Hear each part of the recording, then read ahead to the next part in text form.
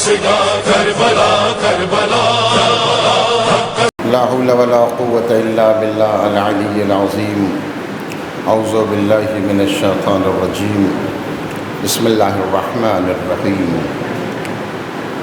الحمد لله رب العالمين والصلاة والسلام على خير خلقه خاتم النبيين مولانا أبي القاسم محمد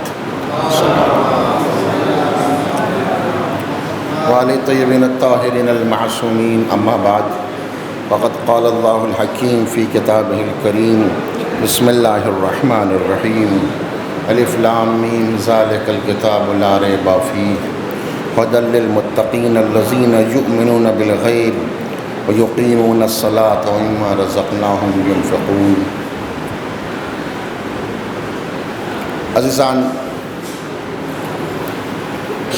درس و بحث کا آغاز جو پچھلے جلسے سے شروع ہوا تھا وہ اپنے دوسرے مرحلے میں آ گیا. گفتگو کامیاب زندگی کے عنوان سے ہے اور درس کے عنوان سے جو یہ جلسے منعقد ہو رہے ہیں یہ اس عنوان سے ہیں کہ اس ماہ مبارک رمضان میں ہم اپنے کو بنائیں، اپنے کو سنواریں، اپنے کو سدھاریں، اپنی کمیوں کو دور کریں. اور انسان کامیاب وہی ہوتا ہے کہ جو انسان اپنے اندر پائی جانے والی کمیوں کی طرف متوجہ ہوتا ہے، اور تبھی انسان اس کو اصلاح کرنے کی کوشش کرتا ہے. جس آیہ کریمہ کے ذیل میں گفتگو پرسوں آغاز کی تھی، آج اسی بحث کو تھوڑا سا آگے بڑھاؤں گا کہ قرآن مجید کے بارے میں اللہ نے کہا ذالک الکتاب لا ریب فیہ، یہ وہ کتاب جس میں کسی قسم کی شک و شبے گنجائش نہیں ہے. ہدی للمتقین، یہ کتاب متقین کے لیے ہدایت بن کر کے آئی. پھر میں نے عرض کیا تھا کہ 5-6 صفات متقین کا تذکرہ کیا. اس میں پہلی صفت یہ تھی کہ یؤمنون الذین یؤمنون بالغیب، جو غیب پر ایمان رکھتے ہیں. ویقیمون الصلاۃ، نماز پڑھتے ہیں. ومما رزقناہم ینفقون، اور جو کچھ بھی ان کو اللہ دیتا ہے اسے راہ خدا میں خرچ کرتے ہیں. بحث ہماری یہ ہے کہ ہمیں سب سے پہلے مرحلے میں صاحب ایمان ہونا پڑے گا. اگرچہ ہم غور کریں تو اندازہ ہوتا ہے کہ ہمارے معاشرے اور سماج میں بھی، اور ہر معاشرے اور سماج میں بھی ایمان کی مختلف قسمیں دکھائی دیتی ہیں. اس آواز کو تھوڑا کم کر دیں تو اچھا ہے. ایمان کی مختلف قسمیں نظر آتی ہیں.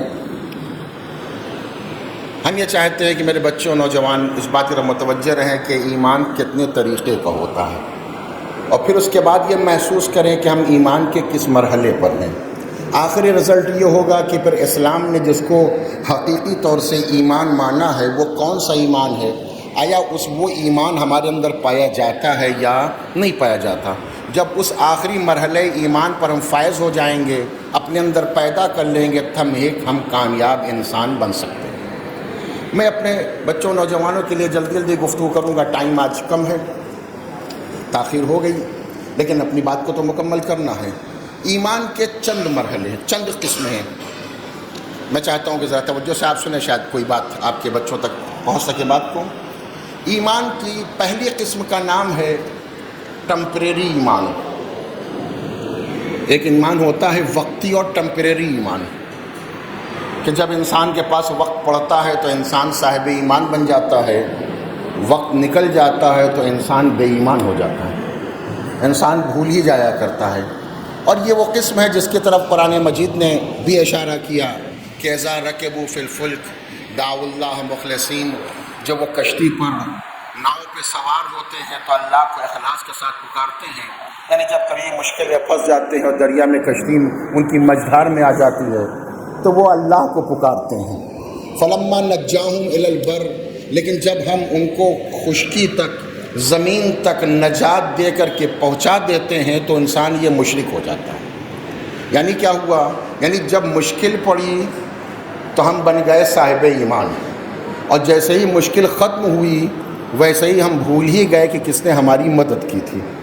دوسرے مقام پہ قرآن اسی انداز سے اور بھی کہہ رہا ہے کہ اذا مس الانسان الضر، جب انسان کو ہم کوئی مشکل پیش آتی ہے، یوں کہوں انسان کسی مصیبت میں مبتلا ہوتا ہے تو دعانا، وہ مجھ کو پکارتا ہے، قائما وقاعدا، اٹھتا ہے تو پکارتا ہے، بیٹھتا ہے، لیٹتا ہے تو پکارتا ہے، بیٹھتا ہے تو پکارتا ہے۔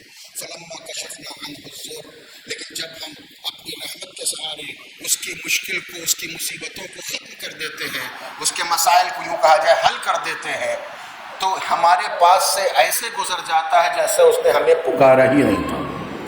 تو ایمان کی ایک قسم میں نے قرآن کے حوالے سے عرض کر دی کہ اس کا نام ہے ٹیمپریری ایمان۔ اب ہم کو محسوس کرنا ہے کہ یہ ایمان کی وہ قسم ہے جو ہر زمانے میں پائی جاتی ہے، سینکڑوں سال سے ہزاروں سال سے بات پائی جاتی ہے کہ جب انسان مشکل میں گرفتار ہوا تو صاحب ایمان بن گیا، اور جیسے ہی مشکل مرتفع ہوئی ویسے انسان بھول جاتا ہے کہ مشکل کس نے ہماری حل کی ہے۔ اگر آپ مجھ کو اجازت دیں تو میں آپ کے سامنے اپنی زندگی میں یا کسی کی زندگی میں سینکڑوں مثالیں ہو سکتی ہیں۔ ہمارا کوئی گھر کا انسان مریض ہو گیا، میرا اولاد، میرا بھائی، میرا والد، والدین، کوئی بھی بیمار ہو گئے، سخت بیمار ہو گئے، مشکل آ گئی، تو آپ ہمیں انصاف سے بتائیں اس وقت ہماری کنڈیشن کیا ہوتی ہے؟ مسجد کے علاوہ ہمیں کچھ دکھائی نہیں دیتا، کوئی کام ہم غلط کرنے کو تیار نہیں ہوتے، 2 رکعت کے بجائے 4 رکعت نماز پڑھتے ہیں، مجموعوں میں جتنی دعائیں ہو سکتی ہیں ہم سب کو پڑھ ڈالتے ہیں، اب سوائے اللہ کے ہمیں کچھ دکھائی نہیں دیتا۔ لیکن الحمدللہ ان دعاؤں کے سہارے سے، مومنین دعاؤں سے، اللہ اپنے کرم سے ہمارے مریض کو جیسے ہی شفا دے دیتا ہے تو پھر کہاں کی مسجد اور کہاں کے ہم، ہوتا ہے یا نہیں ہوتا؟ اگر میری بات نہیں پہنچی تو میں تازہ مثال دے دوں، امتحان کا زمانہ چل رہا نہیں چل رہا ہے، ایگزام کا پیریڈ چل رہا ہے، جیسے ہی ایگزام کی تاریخ نزدیک آتی ہے ہر آدمی ایک دوسرے سے کہتا ہے ذرا دعا کیجئے گا میرے بچے کے لیے، وہ بچہ کہتا ہے میرے لیے دعا کر دیجئے گا، اور وہی بڑی پابندی کے ساتھ نماز و دعا و اللہ اور رسول ہر چیز یاد رکھ کے کرتا ہے، لیکن ابھی جیسے ہی امتحان ختم ہو جائے گا پھر تو کس کو دعا اور کس کے نماز۔ تو عزیزان میری بات پہنچی یا نہیں پہنچی؟ تو ایمان کی ایک قسم ہے، اس کا نام ہے ٹیمپریری ایمان۔ سنیے گا عزیزان، شاید کوئی بات ہو۔ ایک دوسرا ایمان آتا ہے، وہ ایمان کہا جاتا ہے زبانی ایمان۔ انسان کا ایمان صرف زبانی ہوتا ہے، دعوی ایمان ہوتا ہے اور اس کے آگے کچھ نہیں ہوتا، اور یہ ایمان، یہ عقیدہ، یہ سب کفار کی ہوتی ہے کہ قرآن مجید میں اس کا بھی تذکرہ پایا جاتا ہے کہ وقالت الاعراب آمنا، اے میرے پیغمبر یہ عرب بدو جب آپ کے پاس آتے ہیں اور آپ سے یہ کہتے ہیں کہ ہم ایمان لے کر کے آئے تو بل قولوا اسلمنا، تو میرے پیغمبر ان سے یہ کہو کہ تم ایمان نہیں لائے ہو بلکہ یہ کہو کہ تم اسلام لے کر کے آئے۔ پھر قرآن آگے بڑھ کہتا ہے کیوں آخر یہ کہ میرے پیغمبر ان سے بتا دو لما يدخل الایمان فی قلوبکم، اس لیے کہ ابھی ایمان تمہارے دلوں میں نہیں اترا، ایمان ابھی تمہارے دل کی گہرائی میں نہیں اترا ہے۔ یعنی اس کا مطلب کیا ہوا کہ یہ ایک زبانی ایمان ہوتا ہے کہ جو زبان پر گھومتا رہتا ہے، دل کی گہرائی میں نہیں اترتا، تو جب تک زبانی دعویٰ چلا کرتا ہے تب تک وہ اسلام کہا جاتا ہے۔ جس دن زبان سے نکل کر کے دل کی گہرائیوں تک اتر جاتا ہے اس وقت اسے کیا کہا جاتا ہے؟ حقیقی ایمان کہا جاتا ہے۔ اگر آپ میرے ساتھ یہاں تک آئے ہیں تو اپنی بات کو جوڑ دوں تاکہ کچھ باتیں ہماری اصلاحی طور سے ہم کو حاصل ہوتی چلے جائیں۔ تو میں اللہ سے کہوں پروردگار یہ بتا دے تو دلوں کے حال کو جانتا ہے، تیرا پیغمبر جانتا تھا، نبی کے پاس کوئی آیا اس نے کہا کہ ہم ایمان لے کر کے آئے، تو جان رہا ہے، تیرا نبی جان رہا ہے کہ ایمان ہے یا اسلام ہے، زبانی دعویٰ کر رہا ہے یا اس کے دل کی گہرائی میں اتر چکا ہے۔ تو مالک ہم کیا کریں؟ ہم تو کچھ نہیں جانتے، ہمارے سامنے تو جو آگے جو کہے گا ہم مان لیں گے، وہ کہے گا مومن ہم مان لیں گے، ہمارے واسطے کچھ معیار ہے یا نہیں؟ عجب نہیں مذہب ہمارے متوجہ کرے کہ یاد رکھو ہم نے اسی لیے ایمان کی بہت سی علامتیں بیان کی ہیں، من جملہ ان علامتوں میں سے ایک علامت کا نام ہے عمل، اس لیے کہ اگر عمل ہوگا تو خود بتائے گا کہ دل کی گہرائی میں کیا پایا جاتا ہے۔ زبانی جمع خرچ سے کوئی مسئلہ حل ہونے والا نہیں ہے۔ عزیزان اس کے مسئلے ہزاروں پائے جاتے ہیں کہ انسان اگر دل کی گہرائی میں غور کر لے تو اس کو اندازہ ہو جاتا ہے کہ جب تک دل کے اندر گہرائی میں ایمان نہیں اترتا انسان کا کوئی ایکشن یا ری ایکشن نہیں آتا۔ جب تک اس کلاس کے حوالے سے گفتگو نہ مثال نہ دوں گا بات آسان نہ ہوگی۔ آپ ہمیں انصاف سے بتائیں، مثلا یہ ہال ہے ہمارا، ہم یہاں بیٹھے ہوئے ہیں، یہاں لائٹ جل رہی ہے، اس کی کھڑکیاں موجود ہیں، باہر سے دیکھنے والا، ابھی لائٹ جلتی رہے گی تو باہر دیکھنے والا باہر سے کیا محسوس کرے گا کہ اس کے اندر لائٹ جل رہی ہے. کیوں؟ اس لیے کہ کھڑکیوں سے، گلاس سے روشنی باہر جا رہی ہے. تو باہر سے دیکھ کے اس بات کا پتہ لگایا جائے گا کہ اندر روشنی ہے. لیکن اگر اسے آپ آف کر دیں تو نور باہر نہیں دکھائی دے گا. تو اس کا مطلب کیا ہوتا ہے کہ جو اندر چیز ہوتی ہے باہر بتانے والی کوئی نہ کوئی چیز ضرور ہوا کرتی ہے. اسلام نے، دین نے، قرآن نے ہمارے واسطے متوجہ کیا کہ ایمان اگر ہوگا تو تمہارا عمل ضرور اس کو ہائی لائٹ کرے گا. تمہارے یہ ہاتھ، یہ پیر، یہ آنکھ، یہ زبان، یہ کان، یہ وہ چیزیں ہیں جو ہمیں بتاتی ہیں کہ اگر انسان کا عمل صحیح جا رہا ہے، اس کے اندر کچھ پایا جا رہا ہے. بلکہ یہ مثال نہ سمجھو تو وہی مثال جو ہمیشہ آتی ہے کہ دو حصے ہیں ہمارے دین کے، ایک کا نام ہے فروع دین، ایک کا نام ہے اصول دین. اصول دین یعنی جڑ، اور فروع دین یعنی ڈالے اور شاخیں. یہی تو پڑھایا گیا ہمیں کتابوں کے اندر کہ اصول دین 5 ہیں. توحید، عدل، اصول دین کو مانا جاتا ہے. علماء نے اسی بات کی طرف اشارہ کیا ہے کہ یاد رکھو اسے جڑ کہتے ہیں جو اصول دین ہے، جو شاخیں ہیں، ڈالے ہیں، اسے کہتے ہیں فروع دین ہے. تو اصول بالکل طے ہو گیا. جو درخت ہرا بھرا ہوگا یہ پتہ چلے گا کہ اس کے اندر اس کی روٹ اور اس کی جڑ مضبوط پائی جا رہی ہے. اور آگے بتا دوں، جتنا درخت بڑا ہوتا جائے گا اتنا ہی ہم کو اطمینان ہوگا کہ اس کی جڑیں اتنی گہری ہیں. جتنا درخت چھوٹا ہوتا جائے گا اتنا ہی پتہ چلے گا اس کی جڑ چھوٹی پڑ جائے. جتنا درخت ہرا بھرا ہوگا، جتنا پھل دے گا، ہم یہ سمجھیں گے اس کے روٹ، اس کے موڑ، اس کی جڑیں اتنی مضبوط ہیں کہ اتنا بڑا درخت ہے، یہ پھل رہا ہے، پھول رہا ہے. میری مثال پہنچ رہی نہیں پہنچ رہی ہے؟ اگر عزیزان محترم ہم اپنے اعمال سے، اپنے کردار سے، اپنے عادات سے، اپنے اطوار سے دین کی پابندی کر رہے ہیں، ہر اس کام کو انجام دے رہے ہیں جو خدا چاہتا ہے، ہر اس برے کام سے اپنے کو بچا رہے ہیں کہ جس سے خدا ناراض ہوتا ہے، اہل بیت ناراض ہوتے ہیں، یہ اس بات کی علامت بن جائے گا کہ ایمان ہمارے دل کی گہرائیوں میں پایا جا رہا. تو ایمان کی یہ 2 قسمیں ہو گئیں. ایمان کی ایک تیسری قسم پائی تو میں نے چلتا ہوں. ایک ہوتا ہے ٹمپریری ایمان کے وقت پڑ گیا تو صاحب ایمان، اور وقت نکل گیا تو انسان ایمان سے باہر ہو جاتا ہے. دوسرا ہے زبانی ایمان کے جو زبان پر رہتا ہے لیکن دل کی گہرائیوں میں نہیں اترتا. تیسرا مسئلہ ہے ایمان کی قسم، اس کا نام ہے تقلیدی ایمان. تقلیدی ایمان یعنی کیوں مانتے ہیں نہیں معلوم مگر مانتے ہیں. میں جو بات کہی آپ غور کرنے میں رک گیا تھوڑا، آپ یہ سوچیں اس لیے کہ ہمارے جتنے عقائد ہیں ان سب کی بنیاد کل یہی ہے کہ مانتے ہیں مگر کیوں مانتے ہیں نہیں معلوم. کیوں مان رہے کہ ابا نے بتایا، اماں نے بتایا، بھائی نے بتایا، دوست نے بتایا. کفار بھی اسی انداز سے ہوتے ہیں. ارے پیغمبر اسلام آنے کے بعد انہوں نے کیا کہا؟ ارے ان بتوں کو مان رہے ہو، ان درختوں کو خدا مان رہے ہو، ان کو مان رہے ہو، پتھروں کو کس کو خدا مان رہے ہو، ان کی کیا حیثیت ہے؟ یہ تو اپنا کام بھی نہیں کر سکتے، نہ بول سکتے، نہ فائدہ پہنچا سکتے، نہ نقصان پہنچا سکتے. زمین میں رکھ دو تو اوپر نہیں جا سکتے، طاق پر رکھ دو نیچے نہیں اتر سکتے. آخر ان کا کام کیا ہے؟ ان کو کیوں مانتے ہو؟ خدا تو وہ ہوتا ہے جو سارے کاموں کو انجام دے سکتا ہے. تم ان کو نہ مانو، تم ان سے بڑے ہو، تمہارے اختیار میں ہے. تم بناؤ گے تو یہ خدا بن جائیں گے، نہ بناؤ گے تو یہ بت رہ جائیں گے، پتھر رہ جائیں گے. اتنا سمجھایا پیغمبر اسلام نے، مگر ایک ہی بات آئی، کیا آئی کہ انا وجدنا آبانا کذالک یفعلون. ہم کیا کریں؟ معاف کیجیے گا پیغمبر، ہمارے آبا و اجداد یہی کرتے چلے آئے ہیں، ہم بھی اسی انداز سے کرتے رہیں گے. یعنی مانتے ہیں مگر کیوں مانتے ہیں؟ اس لیے کہ آبا و اجداد نسل میں چلا آ رہا ہے.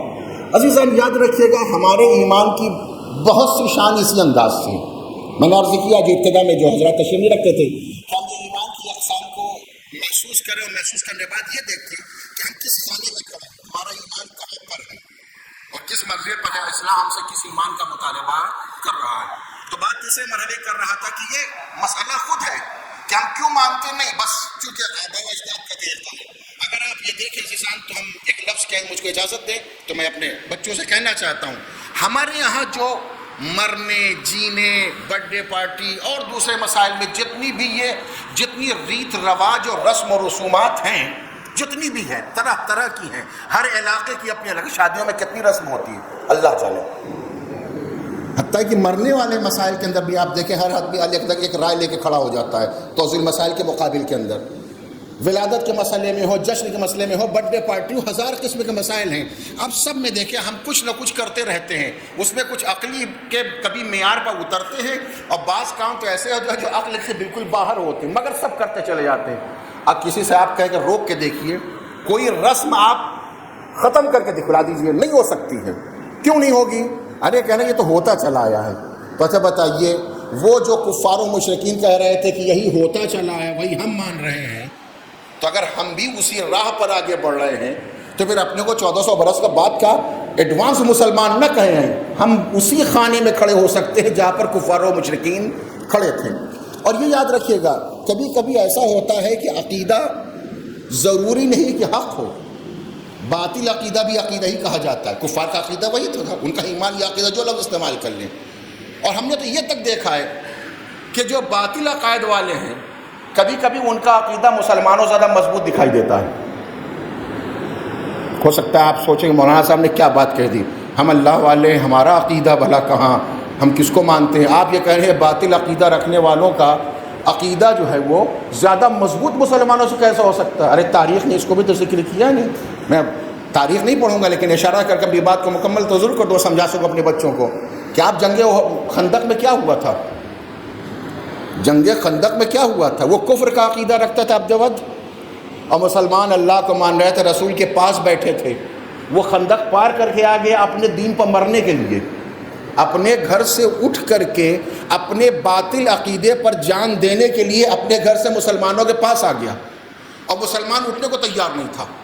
اور اس کے مقابل میں کوئی آپ کا سب سنا وہ واقعہ ہے، مجھے واقعہ نہیں پڑھنا لیکن بات تو سمجھ متوجہ نہیں متوجہ ہو رہے ہیں. یعنی ان کا معاملہ کیا ہے کہ اٹھنے کو تیار نہیں تھے، اور وہ ہے کہ وہ اپنے عقیدے پر جان دینے کے تیار ہے. آگے یاد بھی دلا رہا تھا مسلمانوں تمہارا عقیدہ ہے کہ وہ مار دو گے تو غازی ہو گے تب بھی جنت، مر جاؤ گے تو شہید ہو جاؤ گے تب بھی جنت، تو دونوں ہاتھ میں لڈو ہے تمہارے، آ جاؤ ہمارے موقع، یا مجھے مار دو یا مر جاؤ جنت تو مل جائے. ساری چیز یاد بھی دلائی اس نے، مگر مسلمان اٹھنے کو تیار نہیں ہوا ہے. یعنی وہ اپنے عقیدے میں اتنا مضبوط تھا، اتنا مضبوط و محکم تھا کہ اپنے مذہب کو جان دینے کے واسطے وہاں سے یہاں چلا آیا. اور ہم ہیں کہ یہاں پہ اب مسلمان ہیں کہ اپنے یہاں سے اٹھنے کو تیار نہیں ہیں. میں نے یہ بات کیوں سنائی ہے؟ اس لیے کہ جب عقیدہ کمزور ہوتا ہے عزیزان تبھی یہ باتیں پیدا ہوتی ہیں کہ انسان مذہب کو فالو نہیں کر پاتا. عقیدہ جب کمزور ہوتا ہے تو مذہب کے اصول پر عمل کر، بلکہ ہم گفتگو کل بچوں سے ہو رہی تھی، اسی بات کو تھوڑا سا جوڑ کر کے آگے بڑھانا چاہتا ہوں کہ جب ہمارا عقیدہ کمزور ہوتا ہے تو ہم وقت وہ آ جاتا ہے کہ ہم اپنا مذہب اور اپنی پہچان بھی چھپانے لگتے ہیں. محترم، یہ ایمان کی تیسری قسم ہے. ایمان کی چوتھی قسم اس کا نام ہے ایمان ہے پرماننٹ، ٹمپریری نہیں، زبانی نہیں، دل کی گہرائی میں اترا ہوا ہے، تقلید نہیں ہے بلکہ تحقیق کی بنیاد پر. مولانا تحقیق صاحب نہیں، تحقیق یعنی چھان بین کی بنیاد پر. ٹھیک ہے، تو مگر یہ کہ ایمان بے عمل کے قائل ہیں.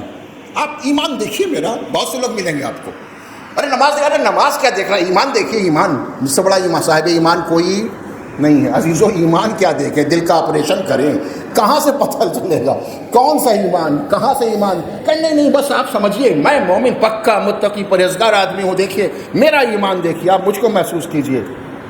تو کیسے دیکھا جائے، کیسے پتہ چلے گا؟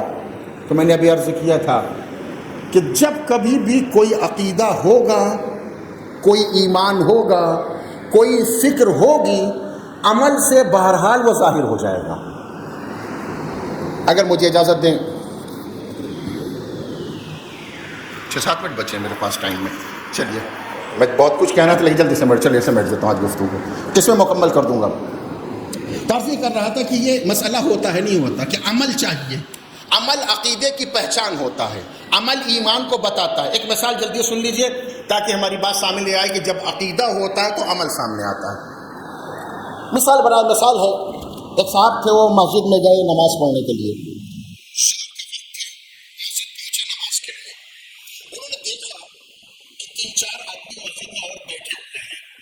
تو یہیں سے شیطان نے اپنی چابی چلائی اور ان کو متوجہ کیا کہ اب آپ اپنے کو ان لوگوں پر یہ ثابت کریں کہ آپ بہت بڑے مسلمان ہیں، بڑے پکے دیدار ہیں، آپ کو نماز بہت اچھی آتی ہے. نتیجے کے طور پر ہم نے یہ طے کیا، میں اپنی مثال دوں، میں نے یہ طے کیا کہ نماز رہے یا نہ رہے برتری ثابت ہو جائے، ہم ان کے اوپر اپنے کو یہ ثابت کر لے جائیں کہ ہم بہت پڑھے لکھے آدمی ہیں۔ اب یہ بھی بھول گئے کہ نماز ظہر زور سے پڑھی جاتی ہے کہ آہستہ۔ اب اس کا قربان ہو جائے لیکن امیج تو بچ جائے، پرسنالٹی تو ہماری بن جائے۔ یہ دنیا کے ہر کام میں ہم کرتے ہیں صبح شام تک، ہم اپنی پرسنالٹی بچانے کے لیے دین کو داؤں پہ لگا دیتے ہیں، قربان کرتے ہیں دین کو، پاؤں اپنے دین پر رکھ کے آگے نکل جاتے ہیں تاکہ دین قربان ہو تو ہو جائے، میری پرسنالٹی قربان نہیں ہونا چاہیے، وہ مینٹین رہنا چاہیے۔ صبح شام تک ہم کیا کرتے ہیں یہ باتیں ہیں، یعنی ہوتی ہے اس انداز سے اپنے سماج میں دیکھا کرتے ہیں۔ بہرحال گفتگو زیادہ دور تک نہیں لے جاؤں گا۔ تو میں دیکھا کہ تو میں نے کہا اظہار برتری کرنا ہے، تو میں نے نماز آہستہ پڑھنی چاہیے تھی وہ میں نے، اچھا ظہر کی نماز میں کیسے پتہ چلا کہ میرا شین کیسے ہے، میں قاف کیسے ادا کرتا ہوں، میری عین کیسے ہے، میری تلاوت کیسے ہے، میری تجوید کیسے ہے، میں کیسے سبحان ربی الاعلیٰ کیسے کہتا ہوں، عظیم کیسا پتہ تو نہیں چلے گا، اس لیے سب آہستہ والے ہیں۔ تو ہم نے اس نماز کو زور سے پڑھنا شروع کیا۔ بہت توجہ میرے ساتھ دوستان رہیے گا، شاید میرے بچوں تک کوئی بات یاد رہ جائے۔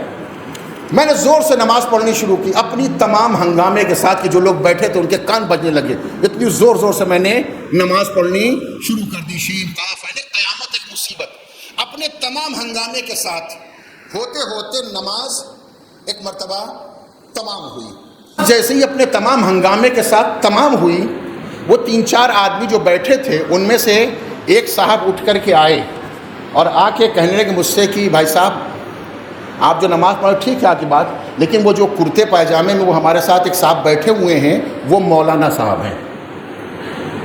انہوں نے کیا بتایا؟ وہ کون ہیں؟ مولانا صاحب ہیں۔ جیسے ہی میں نے سنا کہ وہ مولانا صاحب ہیں، یعنی ہم سے زیادہ جانتے ہیں، مولانا ہی تو ہیں، کر کیا لیں گے؟ چلیے موضوع نہیں ہے، ہاں قتل تو کر نہ دیں گے، مار تو دیں گے نہیں، خالی یہ پتہ چل گیا کہ وہ مولانا صاحب ہیں۔ بہت توجہ دوستان، میری مثال گم نہ کیجیے گا۔ تو جیسے ہی پتہ چل گیا کہ مولانا صاحب ہے، اب جو نماز عصر کے لیے میں اٹھا تو جو تکبیر مستحب ہے زور سے کہی جائے وہ بھی خاموش، جو ذکر میں رکوع میں سجدوں میں جو مستحب ہے کہ باواز بلند پڑھی جائے وہ بھی خاموش۔ آپ نے فرق محسوس کیا نہیں محسوس کیا؟ کیا ہوا کہ جب تک ہمیں یہ نہیں معلوم تھا کہ کوئی ہم سے بڑا پڑھا لکھا ہمارے عمل کو دیکھ رہا ہے تو ہمارا عمل آزاد تھا، جو چاہے کر رہے تھے، لیکن جیسے ہی اس بات کا عقیدہ اور ایمان پیدا ہو گیا، وہی لفظ استعمال کروں، جیسے ہی اس بات کا عقیدہ اور ایمان پیدا ہو گیا کہ کوئی پڑھا لکھا ہمارے کام کو دیکھ رہا ہے، جو خرابی عمل تھی وہ خوبی عمل میں تبدیل ہو گئی۔ میری بات پہنچی یا نہیں پہنچی عزیزان؟ بات مکمل ہے۔ یعنی اس کا مطلب کیا ہوا کہ جب انسان کو اس بات کا یقین پیدا ہو جاتا ہے کہ کوئی دیکھ رہا ہے تو انسان پھر غلط کام نہیں کرتا۔ اب لفظ کہہ دوں، اگر ایک عالم دین کے وجود کا خیال خرابی عمل کو، عمل کی برائی کو اچھائی میں تبدیل کر سکتی ہے، تو اگر خدا کا عقیدہ اور ایمان ہمارے دل میں رہے تو کیا گناہ کرنے کی جرات کریں گے؟ ہمت کریں گے؟ ایسے تو دعوت دن برات ہم کہتے ہیں اللہ کو حاضر ناظر، نہ اللہ کو حاضر مانتے ہیں نہ اللہ کو ناظر مانتے ہیں۔ اگر حاضر و ناظر مانتے ہوتے تو کبھی گناہ نہ کرتے، اتنے بڑے بڑے گناہ دن رات کرتے ہیں اور پھر سینہ تان کے آ کے اللہ کے بارگاہ میں کھڑے ہو جاتے ہیں۔ وہ ٹھیک ہے، اس کی رحمت سے ہم مایوس نہیں ہیں، مگر یہ ہوتا ہے، یہ کیوں ہو جاتا ہے؟ اس لیے کہ ہم پہچانتے نہیں ہیں۔ ہمارا عقیدہ ماننے کو سب کچھ ہے مگر دل کی گہرائیوں میں اس حد تک نہیں اترا۔ بچوں نے واقعہ پڑھا نہیں پڑھا؟ وہ جو استاد نے دیا تھا چڑیا ذبح کرنے، کتابوں میں لکھا ہے کہ ایک استاد تھا کلاس میں، ایک بچے کو بہت دوست رکھتا تھا، بہت چاہتا تھا، لوگ اس سے حسد کرنے کہ آپ ایک بچے کو کیوں چاہتے ہیں، بقیہ ساتھ برابر سلوک نہیں کرتے۔ تو اس نے کہا کوئی بات نہیں۔ ایک دن اس نے 4-5-10 چڑیا منگوائی، گوریا جو بھی آپ کہیں، اسے سب کو دیا کہ جاؤ جا کر کے اس کو جا کے ذبح کر کے لے کر کے آؤ، لیکن خیال رہے ایسی جگہ ذبح کرنا جہاں کوئی دیکھے نہیں۔ سارے بچے گئے، سب ذبح کر کے لے کے، جس کو استاد سب زیادہ چاہتا تھا وہ زندہ پکڑ کے پھر لے کر کے آیا۔ جیسے ہی وہ آیا تو سب بچے ہنسنے لگے، اچھا آپ اسی کو بہت چاہتے تھے، آخر اس کو کیوں اتنا دیکھا یہ زندہ لے کر کے آیا۔ اس نے کہا رکو پہلے پوچھے تو معاملہ کیا ہے۔ اس بچوں کو آگے بلایا، کہا بیٹا بتاؤ تم زندہ کیوں لے کر کے آئے؟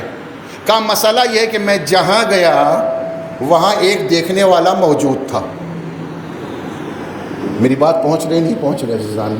یہ واٹس ایپ کے اوپر، یہ سوشل میڈیا کے اوپر، یہ رات کی تنہائیوں میں، یہ بستروں پر، یہ اکیلے کمرے کے اندر، یہ لحاف کے اندر، یہ بلینکٹ اوڑھ کر کے یہ جو دنیا میں ہزار گناہ ڈیلی ہم انجام دیتے ہیں، یہ کاہے کا نتیجہ ہے؟ یہ اس بات کا نتیجہ ہے کہ ہم خدا کو مانتے تو ضرور ہیں مگر خدا ہمارے اندر اترا نہیں ہے۔ لفظ بدل دوں، یعنی اللہ کو نہ ہم حاضر مانتے ہیں نہ ناظر مانتے ہیں۔ ہوتا ہے عزیزان محترم۔ ایک جگہ مسجد کے بس بات مکمل کر دوں، 1-1.5 منٹ اور بس، ہاں بس ہو گیا ٹائم، 1-1.5 منٹ اور زیادہ دے دیں، اس لیے کلاس کے وقت سے لیٹ ہوا ہے۔ ایک جگہ مسجد کے اندر چوری ہوا کرتی تھی، ٹرسٹی حضرات سمجھدار تھے، انہوں نے ایک دن لکھ دیا، ایک بورڈ لگا دیا، خدا کے واسطے مسجد سے چوری نہ کرو، اللہ دیکھ رہا ہے۔ پھر چوری ہونے لگی، اس نے کہا معاملہ ٹھیک نہیں ہے۔ کچھ دنوں بعد ایک بورڈ لگا دیا، مسجد میں CCTV کیمرہ لگ گیا ہے۔ میری بات پہنچی؟ ساری چوری بند ہو گئی۔ کیوں بند ہو گئی؟ اس لیے کہ ہم یہ جان رہے ہیں کہ اب وہ دیکھ رہا ہے۔ میری بات پہنچے نہیں؟ میں بار بار کیوں ریپیٹ کر رہا ہوں؟ پہلے ہم دل کی گہرائیوں میں خدا کو اتار تو سکیں۔ دعوے تو دن بھر کیا کرتے ہیں، تو جیسے ہی CCTV کیمرہ، ارے عزیزان جس سگنل کے اوپر یہ معلوم ہے ہمیں کہ CCTV کیمرہ لگا ہوا ہے، ہم اس کو نہیں توڑتے، اور جس پر یہ معلوم ہے کہ سگنل نہیں لگا، کیمرہ نہیں لگا ہوا ہے، اس کو فوراً توڑ دیتے ہیں۔ کیوں؟ اس لیے کہ ہم یہ جان رہے ہیں کوئی ہمارے کام کو دیکھ رہا ہے۔ عزیزوں، صبح سے لے کر شام تک اگر اپنی زندگی کے اندر ہم کسی دیکھنے والی مشین کا اگر اعتبار پیدا کر لیتے ہیں تو جرم کرنے سے بچنے لگتے ہیں۔ تو اگر خدائے قدیر کا، خدائے سمیع کا، خدائے بصیر کا اگر عقیدہ پیدا کر لیں تو پھر ہم میں کسی میں جرأت نہیں ہے کہ ہم گناہ کر سکیں۔ اور آخری جملہ کہ ایمان کی 4 قسمیں ذکر کر دیں۔ ایک ٹیمپریری ایمان ہوتا ہے، ایک زبانی ایمان ہوتا ہے، ایک تقلید کا ایمان ہوتا ہے، ایک ایمان بے عمل ہوتا ہے۔ حقیقت میں ایمان وہی ہے کہ جو دائمی ہو، دل کی گہرائیوں میں اترا ہوا ہو، تحقیق کی بنیاد کے اوپر ہو اور عمل اس کی گواہی دے۔ جو انسان ایمان کے اس مرحلے پر فائز ہو جاتا ہے وہی کامیاب اور کامران ہوا کرتا ہے۔ والسلام علیکم ورحمۃ اللہ وبرکاتہ۔